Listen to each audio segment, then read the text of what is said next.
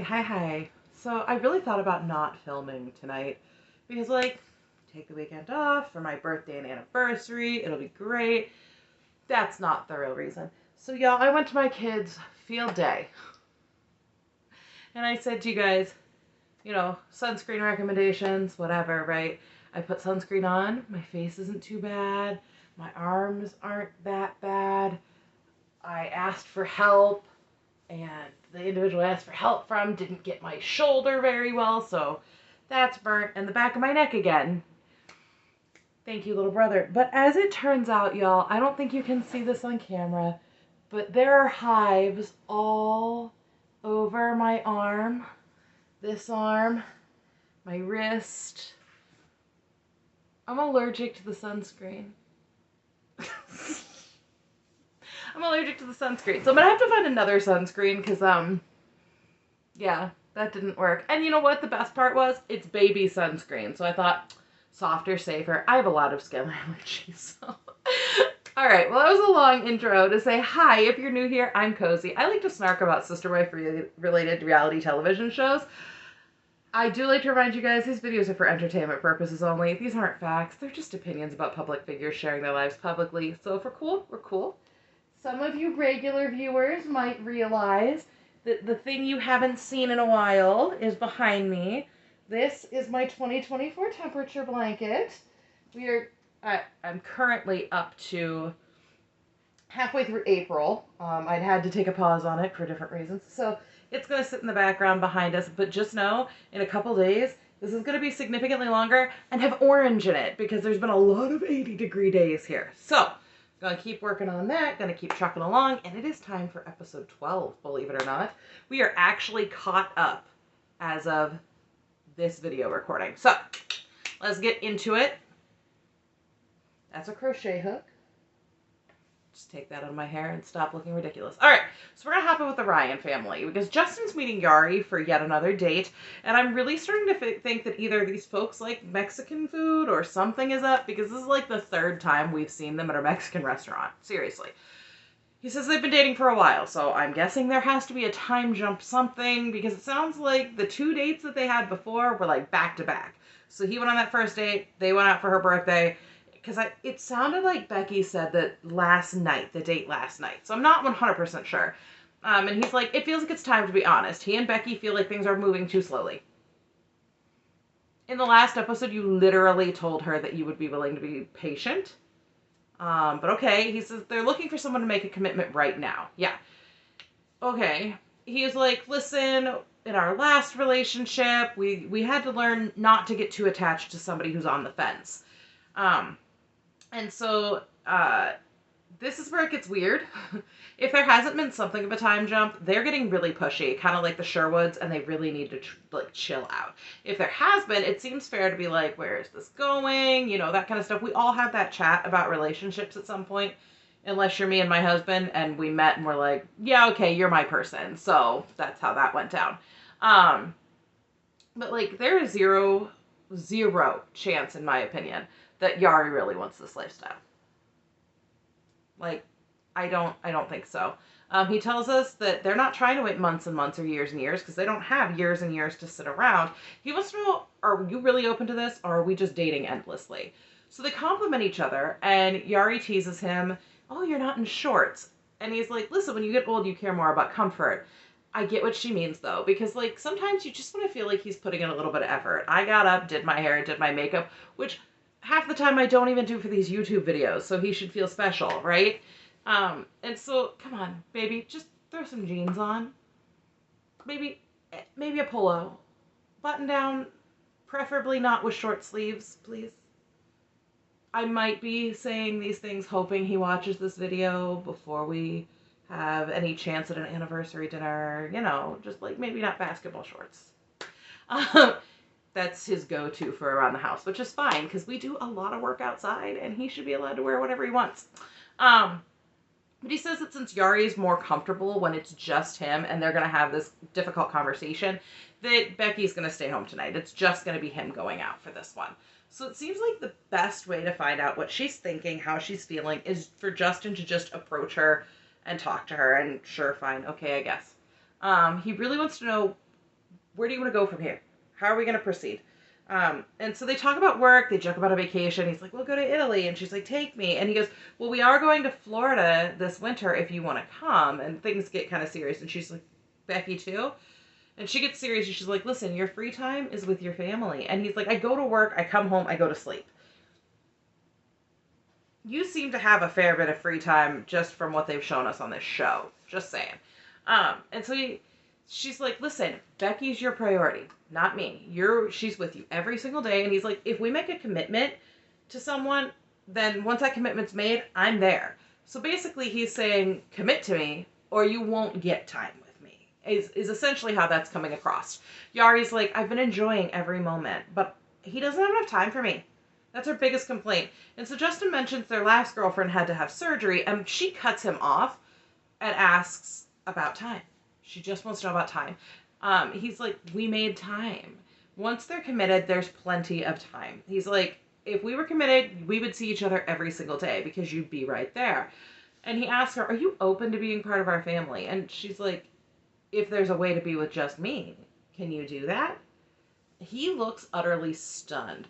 She says, just for me, not sharing. And she tells him she wants her husband for herself. She doesn't want to share a husband.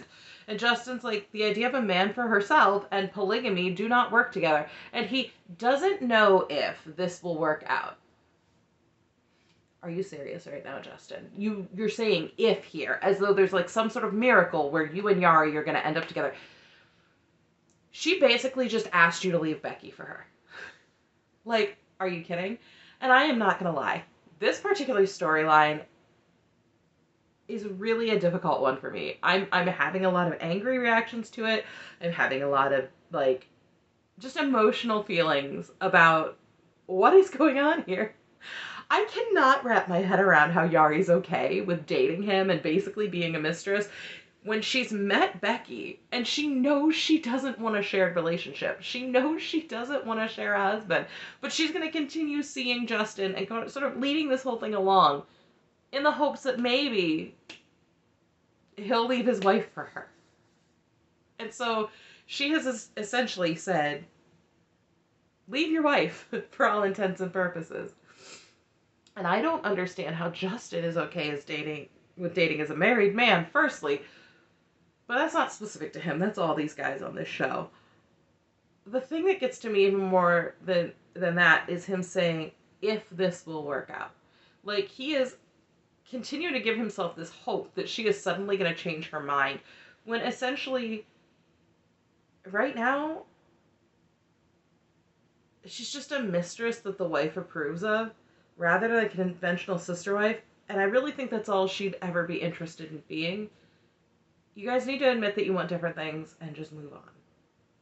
Like, just end it. So Justin tries to say, you just want time for us, right? With just you. And she's like, if you shared your wife with someone else, you wouldn't like that. And of course you wouldn't, because there's no real benefit to Justin in doing that.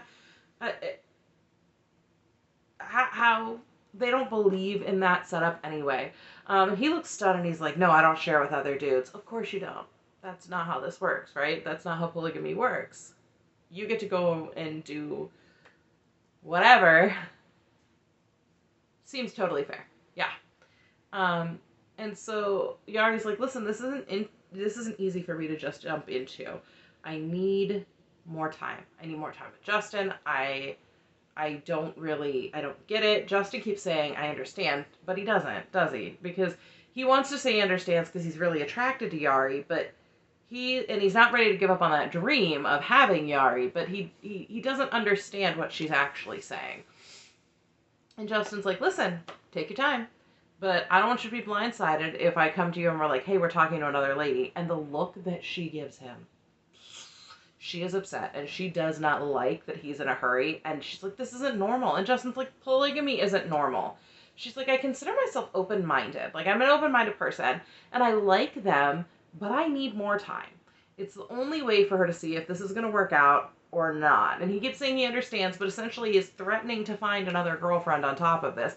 And he says he isn't in a rush for a commitment from Yari, but he is in a rush for a commitment from somebody. Super nice. Great. That's fantastic. I'm so thrilled for you, Justin. Since she doesn't want to rush, they're just gonna keep looking. Great. Awesome. Super duper. I don't know if you can tell, for whatever reason, the storyline with the Ryans really just like grinds my gears. And maybe it's something in my past that like really hits a note home, but like it bugs me. It bugs me a lot. So we're gonna move on to the Davis family. And at the Davis house, everyone's working together in the kitchen. Looks like Danielle and April are doing like a charcuterie board, and I love charcuterie boards. Fantastic. And Jennifer is inexplicably pouring chocolate syrup into a bowl of some kind while Nick's opening a bottle of wine. I don't think we ever see the chocolate syrup bowl ever show up again, so I guess Jennifer just needed something to do. I don't know. They're having Jasmine over for a sleepover with the entire family, and Danielle shares in front of everyone that she is a little nervous. And April makes this big show of... And Danielle looks down, looks up at the camera like she's been chastised like a small child for saying the wrong thing. Great. Love it. So April can add herself to my list of bad sister wives. She can be right below Robin Brown and right above...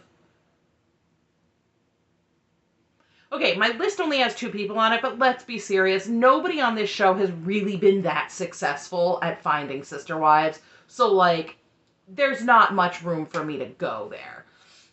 So they sit up outside and they remind us how the family is set up. April and Jennifer are legally married to each other, and they do this to prevent a hierarchy. April says that they want Danielle to have that legal wife too, to balance out the family.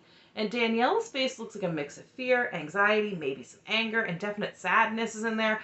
I don't think Danielle having a legal wife is going to balance out this family at all.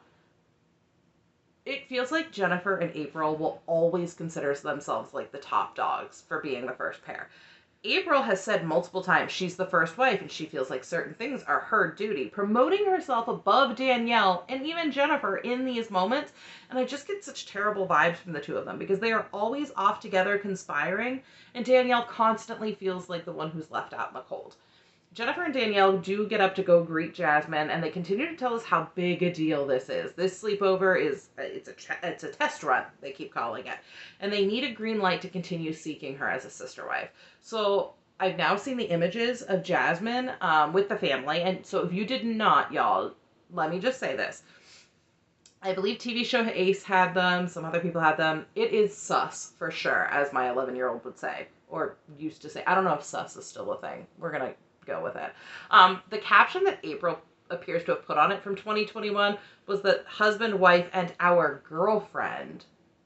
So it means she's been around for a while. At least 3 years. I don't know if she was benched for some reason or left and decided to give it a second chance, or they just drug her up for a storyline so that they could, keep making some money. But the idea that she is new to this is certainly suspect. I do think that Danielle's apprehension is totally real, though. I think she actually is, panicked and going through it. Because Danielle, the look on her face does not scream to me, I am acting. Danielle helps Jasmine in with her bags, and everyone seems pretty happy to see each other. There's some hugs. Things, are good. Jasmine says she's pretty nervous coming over today. She said lots of things can differ with so many people in their natural environment, especially when it's not her natural environment.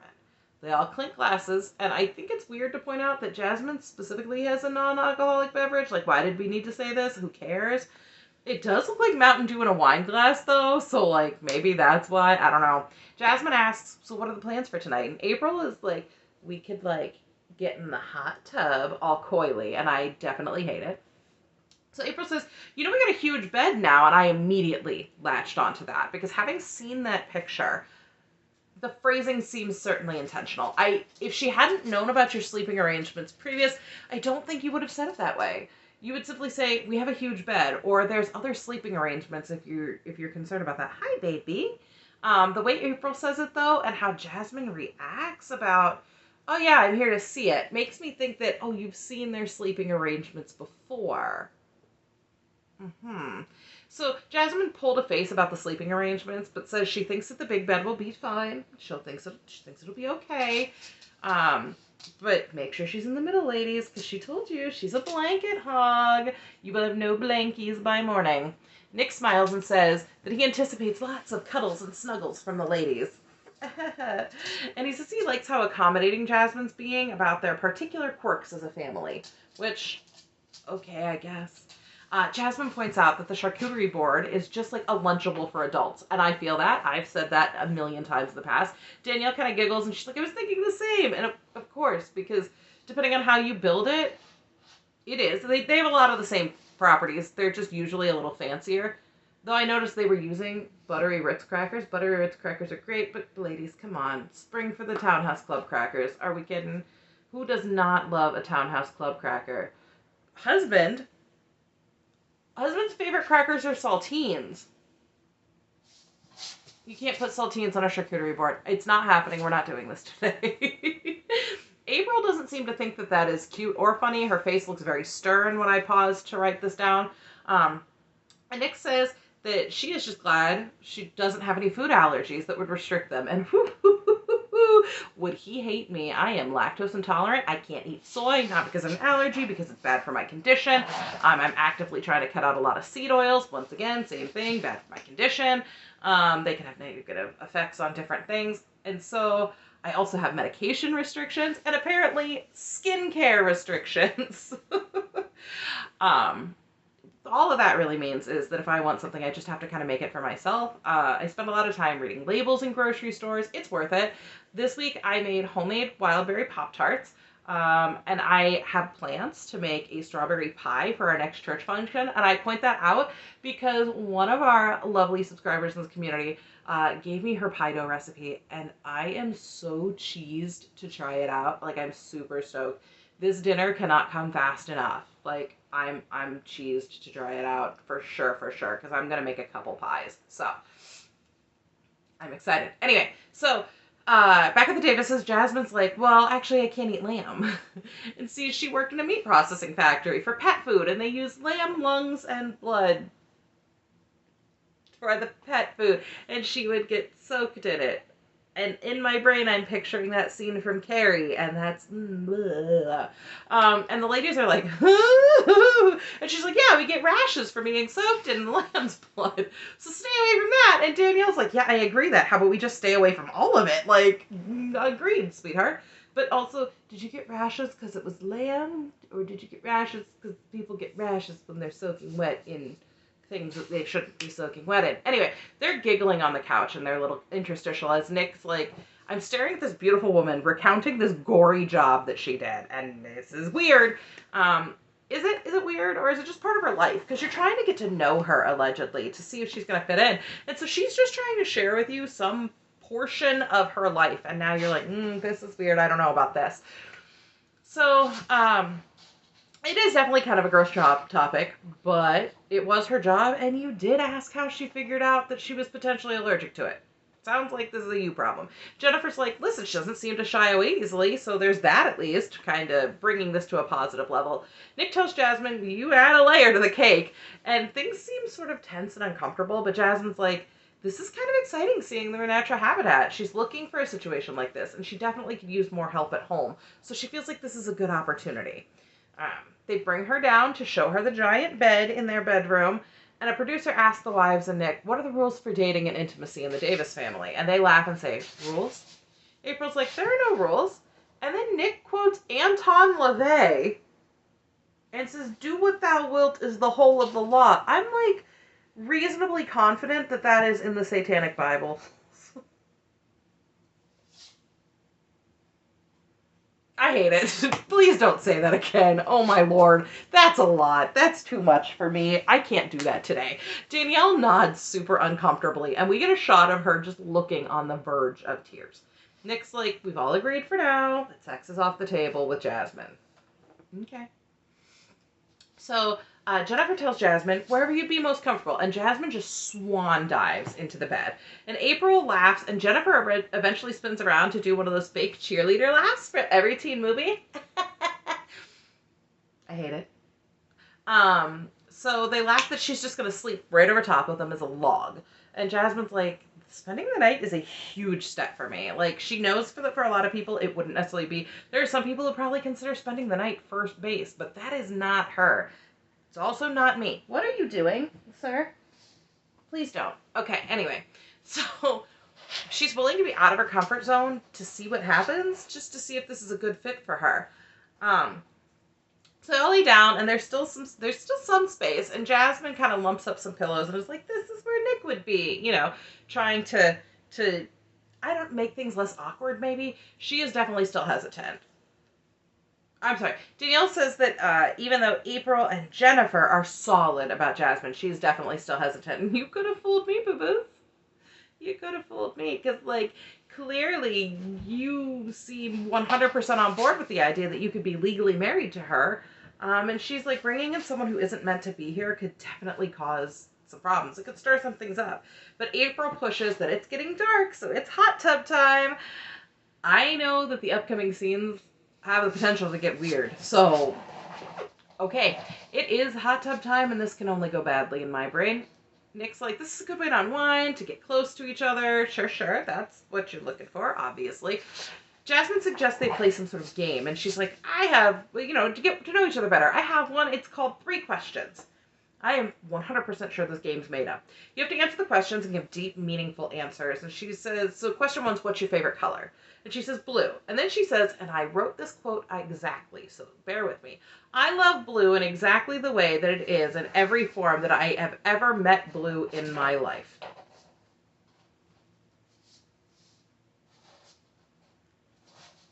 What? Listen, navy blue is my absolute favorite color. Sir, you are so loud. Navy blue is my absolute favorite color in my whole life. But why is navy blue? I don't know. I just like navy blue. I am not gonna, like, come up with some weird thing. So she keeps going, and she's like, when you get deep, deep, deep blue, it becomes mysterious. Okay. April says that she likes red. Could have fooled me because you're always in purple. I would have said that you were a purple girl like Robin. But she says she's a Leo and that Ruby is her birthstone. And I think that's interesting since Nick specifically talked about spirituality and being so grounded. And I speculated about the Scorpio necklace. So I don't know. Anyway, she's like, something attracts it. Like, I attract it to me. She's like, maybe it's my power color. And the women are like, yeah. And Nick's like, I could see that being a thing for you. So, when they're on the couch, April says that Jasmine wanting to conversate and play this question to game in the hot tub was a red flag. What? Like, I'm actually, it's for real. What? What? How? What is the red flag? Someone explain it to me in the comments like I'm 5, what the red flag is. I don't care if you make up a story and it's all BS, but someone in the comments explain it like I'm 5. What is the red flag? Seriously. Bonus points if your answer is stupid creative and makes even less sense than anything that Jasmine said so far. So Danielle's like, if we're in the hot tub, and then Nick interrupts and is like, you ready for some action? And she continues, don't ask me what my favorite color is. What? They all shrug and laugh. And then they're like, so they go back and Jasmine's like, what's your favorite form of water?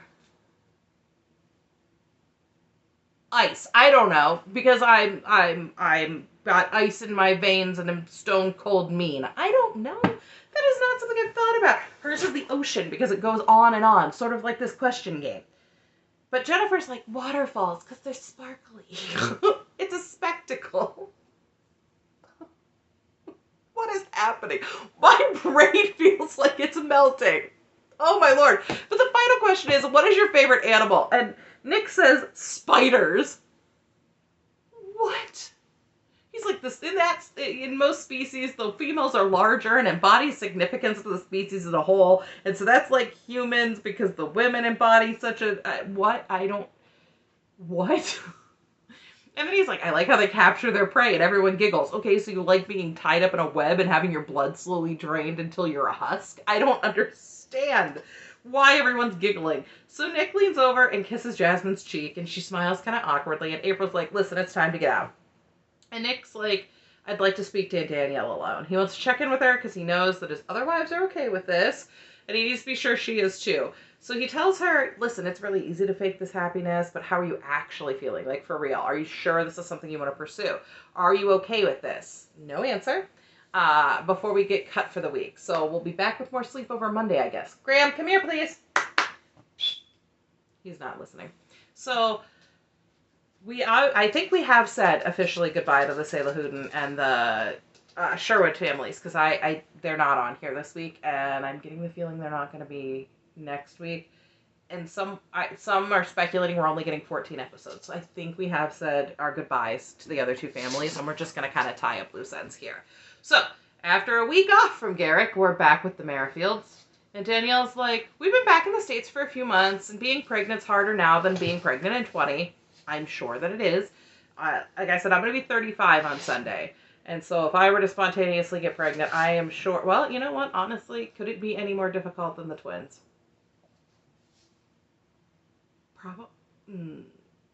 Probably not. That is wood. It's just painted. She is considered a geriatric pregnancy. And she's like, yeah, anything 35 and up. Yeah, we know. And the baby, and she says, we believe it's a girl, but then it definitely is a girl. I don't know. The baby's healthy. So we see them self-filming interspersed into here while they're waiting for someone at an airport. And Garrick's like, he's feeling good where he and Danielle are. Things arose, but he's feeling great about their ability to work through them as a family. He and Natalia have been talking to a lawyer working on this K-1 visa. He misses her, and he's waiting for the day that they can be together and live together full time. So, like I said, we're getting this interspersed footage of them at an airport. Danielle's getting a text saying someone's lost. Garrick's like, in the meantime, Danielle struck up this friendship with a woman online. And she's like, we weren't expecting anything to happen, but someone reached out to us. And because we're a plural family and we are open to that, you can't shut people out. You might want to, because you guys are your own worst enemies. You did this exact same thing with Roberta, where you started seeing somebody. What was her name? Was her name Leah? I feel like her name was Leah. I could be wrong, though. And then everything fell apart. There is no way Natalia is going to put up with this. I'm calling it now. I have seen some of the previews, and she seems ticked. So, they're picking up Miriam, a potential sister wife, and she likes them, I guess. At least this time, Miriam is from the U.S., so there's no weird immigration red tape to get her here. And Danielle's like, she speaks English, which is weird for Danielle, being able to easily communicate with a sister wife. We probably could have phrased that better. Garrick shares that Miriam has I believe, a 2-year-old daughter, I think, is what was said.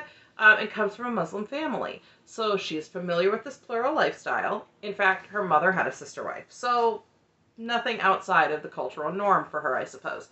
Danielle says Miriam reached out to her and said that she saw the love of God in the family, and it was never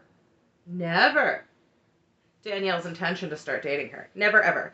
Danielle responded thanking her for support, but communication continued to grow. There was a connection. And Garrick says he hasn't really had time to get to know her well, and Danielle thought it made sense to invite her to Colorado from Michigan just to see where things go. And I bet I can guess. I bet I can. Danielle says that this is exciting because they built their home for this plural lifestyle. So this will be a taste of what it's like to have a sister wife here full time.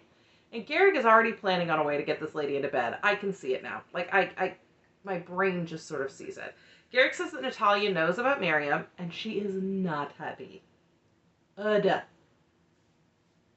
Of course she isn't. He says that Natalia just shuts down, doesn't want to hear about it, wants to pretend that